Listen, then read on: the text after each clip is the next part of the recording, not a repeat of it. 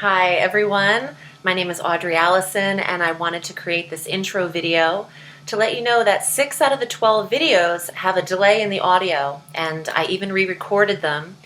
It's probably the Mercury retrograde. My MacBook Pro tends to have a delay every retrograde, so I apologize if there's a disconnect between my vocals and what you see on the screen. I just wanted to wish you a Happy New Year and thank you for listening to the forecast, even if it's disconnected somehow. I tried. I'm not an engineer. I did everything I could. So hopefully next month I won't have the same issue when Mercury is direct. Have a sweet day. Hi Capricorn, my name is Audrey Alison. Thank you for joining me for your January 2016 forecast for the month, and Happy New Year. I'm glad to be here. Thank you for subscribing to my channel and for liking my Facebook page, Audrey Alison, Astrology and Tarot. Let's get to the astrological forecast and your tarot reading for the month.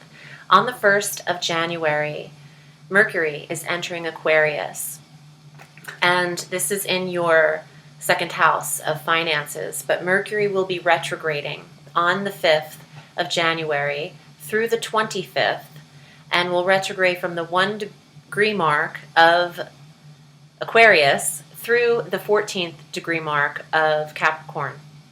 So the retrograde is actually predominantly taking place in your first house of self. So between the second and first house, the second house where the retrograde is initiated, but going deeper into Capricorn, it's a review for you. It's a review of the body. It's a review of the physical self.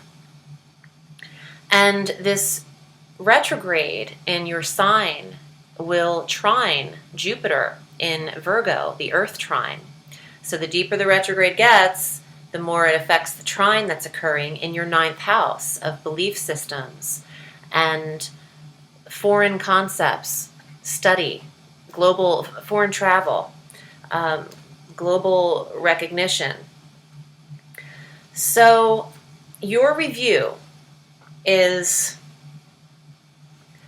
important, but you need to watch the technical electronic equipment and the technical equipment in the house or around you that you own, because when the retrograde takes place in your first house of self, there's a lot of technical issues that can go awry that you're not used to.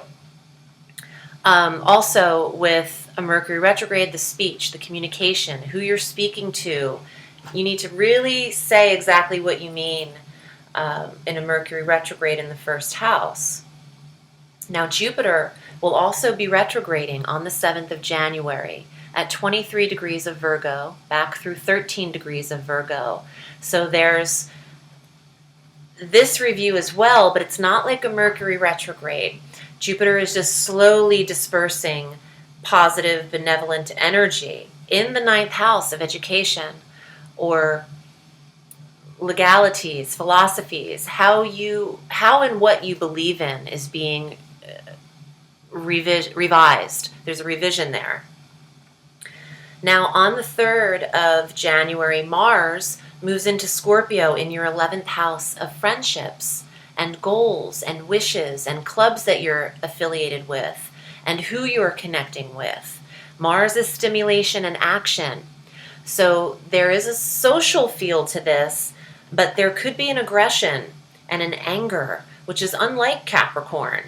But with Mars being a little aggressive and tension, you could find yourself feeling that way towards some of your friendships or connections with people.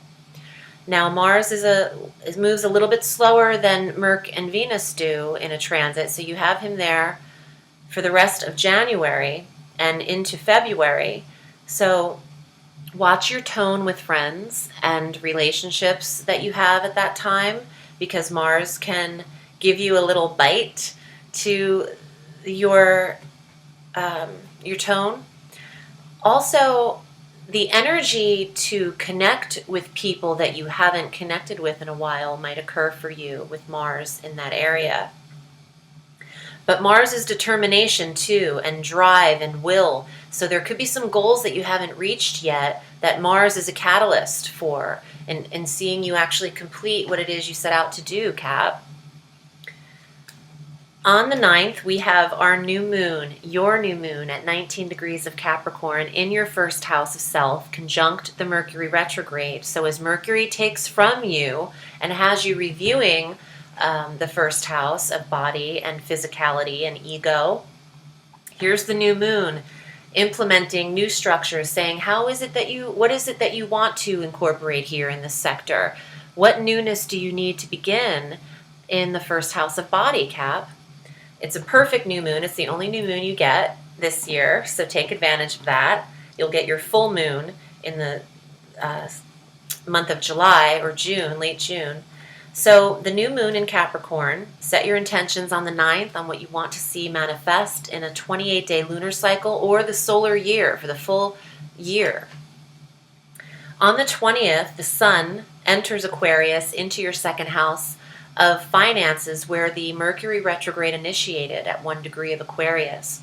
So there is warmth, energy, the life force of the sun in your possession sector, your budget, your self-worth and self-value, your money. Great time to ask for an increase for those of you that have bosses. The sun will give you some energy to get creative about how you can earn at that time as well. On the 23rd, Venus enters Capricorn, so you're looking aesthetically your best. Although Caps don't really have a hard time looking good.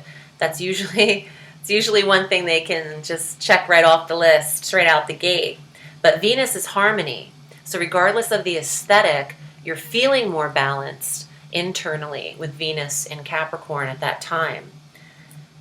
And I love that the new moon and Venus have energy in the first house while Mercury is draining the first house somewhat and having you review and analyze and reevaluate where you're headed. The full moon is also on the 23rd.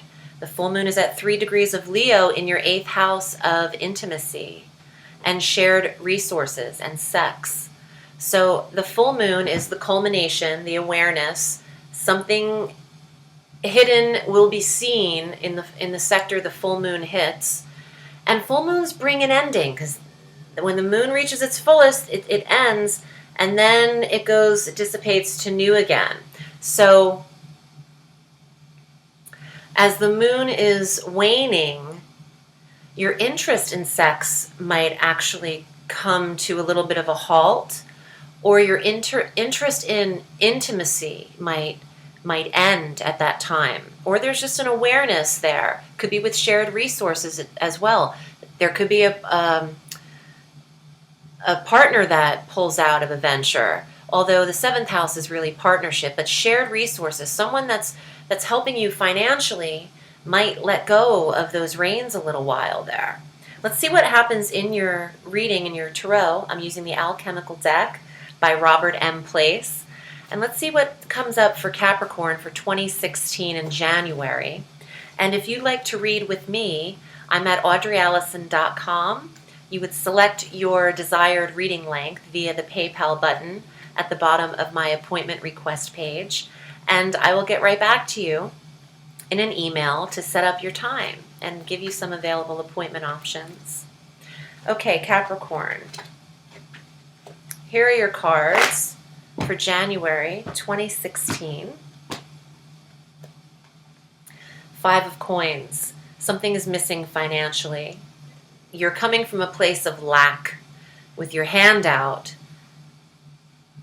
Something is missing, but with the trick of this card, the 5 of Coins, it's called the beggar, but as this person is walking past this beautiful home or scenery, their head is down, so they're not seeing all of the rescue available to them at this time. So let's see what else comes up, okay? Now the 5 of Wands. A yearning for creative endeavor to manifest. Creative energy, also competition around what it is you'd like to do. Let's see. The Knight of Coins. This is you, Cap. The Earth sign male, the protector of your health and wealth. This is a very secure financial card, but as it represents you in the reading, and it's upright, I feel you have to really appreciate your 6th house of health at this time. Now, it's not impacted astrologically, but that's a good thing. Focus on the positivity of your health at this time and the protection of your finances and security of that right now. Because victory is yours. The Ace of Swords, success, victory. Clear thinking through the retrograde. It's not saying too much to people asking questions in the retrograde before having all of your thoughts together. To start the reading in a place of lack and to have it fulfilled at the end is positive to me.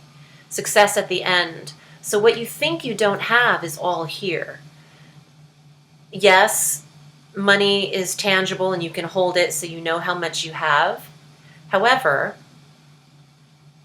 if you want to manifest something that you consider you don't have, you have to keep it positive here as if you've already have it. The power of positive thinking is the secret, is creative manifestation. And I know it's very hard to do. Capricorns, this is something I'm hearing. Capricorns like to touch and have tangible, earthly materials that they can rely upon. To see it is to believe it is kind of a Capricorn energy I'm picking up on.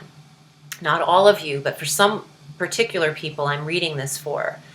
Change that up. Seeing is not believing. Seeing is creating.